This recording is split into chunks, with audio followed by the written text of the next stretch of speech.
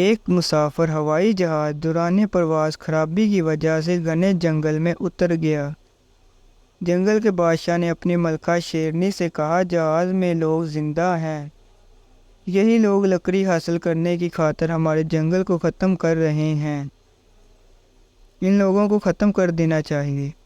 وہ خاموش ہو کر ملکہ شیرنی نے کہا، انسان کو اللہ نے علم کی وجہ سے اشرف المخلوقات کہا، جو تمام مخلوقات سے افضل ہے۔ انسان کو دنیا میں بھیج کر جانور کو اس کی خدمت پر مأمور کر دیا۔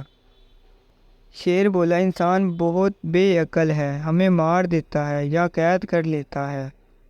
ایسے علم کا کیا فائدہ جو وہ لکڑی کی لالچ میں ہمارے جنگل کو بھی ختم کر رہے ہیں، جس سے ہمارے ساتھ ساتھ اس کا اپنا بھی نقصان ہو رہا ہے۔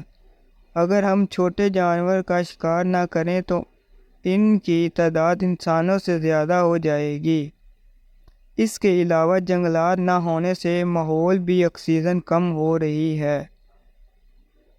شیرنی ملکہ نے کہا، تم ناشکری کر رہے ہو، انسان ناشکرا ہو سکتا ہے، ہمیں ایسا نہیں ہونا چاہیے۔